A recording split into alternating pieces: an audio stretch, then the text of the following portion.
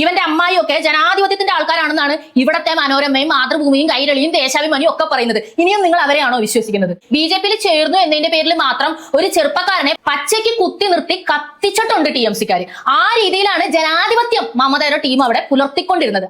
ഇവിടെ ചിലരൊക്കെ ഇ.ഡി വന്നപ്പോഴത്തേക്ക് ആൾക്കാരെ ഇളക്കി വിട്ട് പ്രാന്ത് കാണിക്കുന്ന കണ്ടിട്ടില്ല. അധികാരം പോകുമ്പോൾ ചില ആൾക്കാർക്ക് അങ്ങനെയാണ്, ചില കടൽക്കടവന്മാർക്ക് പ്രത്യേകിച്ചു. രാഹുൽ ഗാന്ധി വിളിച്ചുവെന്നും രാഹുൽ ഗാന്ധി ഹൈദരാബാദിലേക്ക് കൊണ്ടുപോയി ഈ ചെറുക്കനെ അങ്ങ് ചികിത്സിപ്പിക്കാമെന്ന് പറഞ്ഞു എന്നൊക്കെയാ പറയുന്നത്. അതിന് മാത്രം എന്ത് കേടാവുള്ളത്?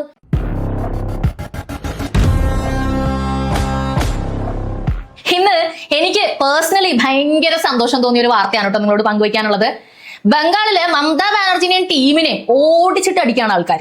മമതാ ബാനർജിനെ അടിച്ചോന്ന് ചോദിച്ചാൽ നേരിട്ട് ദീദിക്ക് അങ്ങനെ അടി വീണിട്ടില്ല. പക്ഷേ ദീദിയുടെ അനന്തരവന് നല്ല രീതിയിൽ അടി കിട്ടി. അടി കിട്ടിയെന്ന് മാത്രമല്ല, ചീമുട്ട കൊണ്ട് എറിഞ്ഞ് നശിപ്പിച്ചു കളഞ്ഞു. ആ വീഡിയോ ഒന്ന് കാണാം.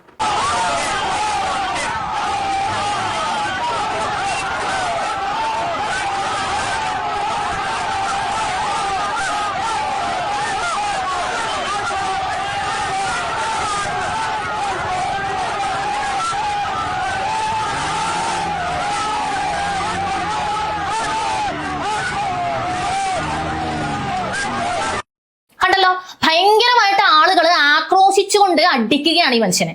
എന്തുകൊണ്ടാണ് ഇദ്ദേഹത്തിന് ഈ അടി കിട്ടിയത്? ഈ അടി കിട്ടാൻ കാരണം എന്താണ്? നിങ്ങൾക്കറിയാം, നമ്മുടെ നാട്ടിലെ മാധ്യമങ്ങൾ പറഞ്ഞുകൊണ്ട് നടക്കുന്നത് ദീദി എന്തോ ഭയങ്കര മതേതരത്വം സംരക്ഷിക്കുന്ന, ജനാധിപത്യം സംരക്ഷിക്കുന്ന വലിയ ഏതോ നേതാവാണെന്നാണ്. ഇവര് ലല്ലു പ്രസാദ് യാദവിനെ കുറിച്ചും ഇങ്ങനെ തന്നെയാണ് പറഞ്ഞുകൊണ്ടിരുന്നത്. നമ്മളെ പോലുള്ള ഒരുപാട് ചാനലുകാരെ ഇറങ്ങി എന്താണ് ജംഗിൾ രാജ് എന്നതിനെ കുറിച്ച് മലയാളികളെ അറിയിക്കുന്നത് വരെ ഇവിടെയുള്ള ആളുകൾക്ക് ലല്ലു പ്രസാദ് യാദവ് ഒക്കെ ഭയങ്കര ജനാധിപത്യത്തിന്റെ ആൾക്കാരായിരുന്നു. അതുപോലെ തന്നെ ഉള്ള ഒരു ഏകാധിപതിയാണ് മമത.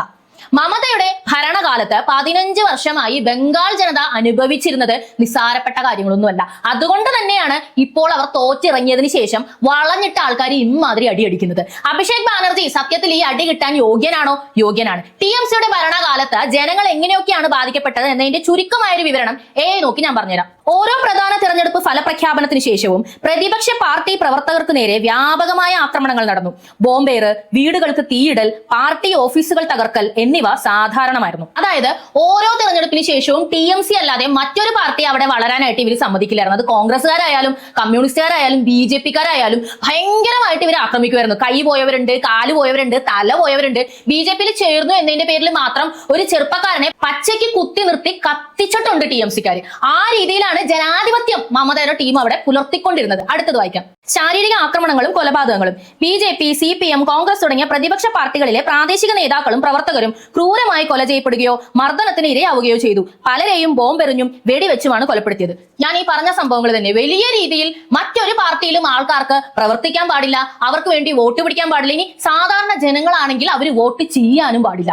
വോട്ട് ചെയ്യാൻ പാടില്ല എന്നുള്ളത് ഇവർക്ക് ഭയങ്കര നിർബന്ധമായിരുന്നു. വളഞ്ഞിട്ട് ഇവർ അമ്മാതിരി അടി സാധാരണക്കാരെ അടിച്ചിരുന്നു. ഇനി അടുത്തത് വായിക്കാം. സ്ത്രീകൾക്കെതിരെയുള്ള അതിക്രമങ്ങൾ. 2021 നിയമസഭാ തെരഞ്ഞെടുപ്പിന് ശേഷമുണ്ടായ അക്രമങ്ങളിൽ പ്രതിപക്ഷ കക്ഷികളിൽപ്പെട്ട സ്ത്രീകൾക്ക് നേരെ ലൈംഗിക അതിക്രമങ്ങളും പീഡനങ്ങളും നടന്നതായി ദേശീയ മനുഷ്യാവകാശ കമ്മീഷന്റെ അന്വേഷണ റിപ്പോർട്ടിൽ ചൂണ്ടിക്കാണിച്ചിരുന്നു. കൂടാതെ സന്ദേശ് കാലി പോലുള്ള പ്രദേശങ്ങളിൽ പ്രാദേശിക ടി.എം.സി നേതാക്കൾ സ്ത്രീകളെ വർഷങ്ങളായി ലൈംഗികമായി ചൂഷണം ചെയ്തതായും ഭൂമി കയ്യേറിയതായും വലിയ പരാതികൾ ഉയർന്നു.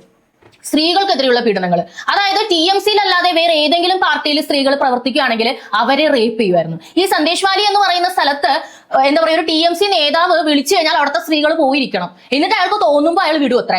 അമ്മാതിരി എല്ലാ സ്ത്രീകളെയും, അത് പിള്ളേരുടെ അമ്മയായാലും കൊള്ളാം, ആരെങ്കിലും ഭാര്യ ആയാലും കൊള്ളാം, അതൊന്നും അവർക്ക് പ്രശ്നമുള്ള കാര്യമല്ല. എന്നിട്ട് അവരുടെ കൃഷിസ്ഥലങ്ങളും ഭൂമിയും എല്ലാം ഇവർ പിടിച്ചെടുക്കുമായിരുന്നു. പലായനവും അഭയാർത്ഥികളാവലും. ആക്രമണം ഭയന്ന് സ്വന്തം ഗ്രാമങ്ങളിൽ നിന്നും വീടുകളിൽ നിന്നും ആളുകൾക്ക് ഓടിപ്പോകേണ്ടി വന്നു. ആയിരക്കണക്കിന് ആളുകൾ അയൽ സംസ്ഥാനമായ അസമിലെ ക്യാമ്പുകളിൽ അഭയം തേടി. പലർക്കും മാസങ്ങളോളം സ്വന്തം വീട്ടിലേക്ക് തിരിച്ചു വരാൻ കഴിഞ്ഞില്ല. ഒന്ന് ആലോചിച്ച് നോക്കുക, എത്തരത്തിലുള്ള അരാജകത്വമാണ് ടി.എം.സി 15 വർഷമായിട്ട് അവിടെ അഴിച്ചു വിട്ടുകൊണ്ടിരുന്നത്.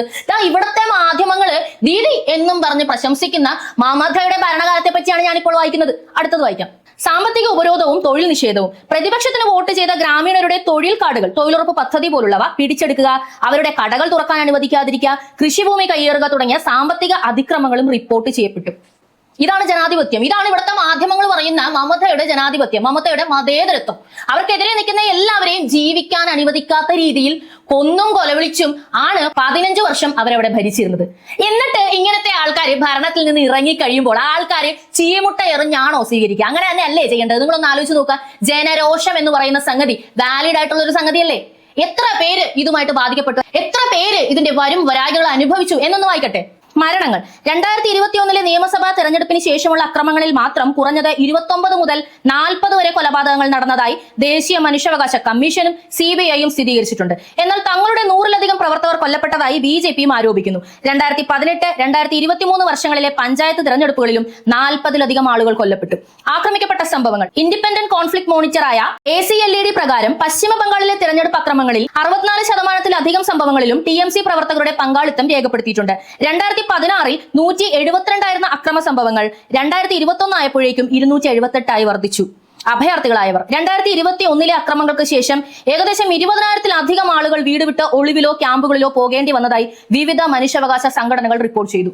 കണ്ടോ, മനുഷ്യാവകാശ സംഘടനകളും ബാക്കിയുള്ളവരാരും BJPക്ക് വന്ന നഷ്ടത്തെ പറ്റി ഒരിക്കലും അഡ്രസ് ചെയ്യില്ല. കാരണം അവരെ സംബന്ധിച്ചിടത്തോളം സംഘികള് അല്ലെങ്കിൽ പരോക്ഷമായി പറഞ്ഞാൽ ഹിന്ദുക്കള് ചാവുന്നത് അവർക്ക് പ്രശ്നമുള്ള കാര്യമല്ല. അതങ്ങനെയാണ്. വോക്കിസ്റ്റുകളെ സംബന്ധിച്ചിടത്തോളം അങ്ങനെയാണ്.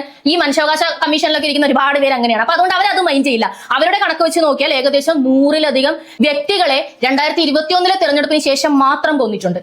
ഇപ്പോ വെസ്റ്റ് ബംഗാൾ മമതയെ വീഴ്ത്തി BJP കയറിയതിനു ശേഷം അന്ന് കൈപോയവര്, അന്ന് ജീവിത മാർഗം ഇല്ലാതാക്കപ്പെട്ടവര്, അന്ന് പലായനം ചെയ്യേണ്ടി വന്നവര്, ഇവരൊക്കെ അവിടെ തിരിച്ചെത്തിയിട്ട് നമ്മളോട് സംസാരിക്കുന്ന പല പല വാർത്തകൾ ന്യൂസ് ചാനലുകളിലൂടെ പുറത്തു വന്നിട്ടുണ്ട്. മലയാള മാധ്യമങ്ങൾ കാണിക്കില്ല.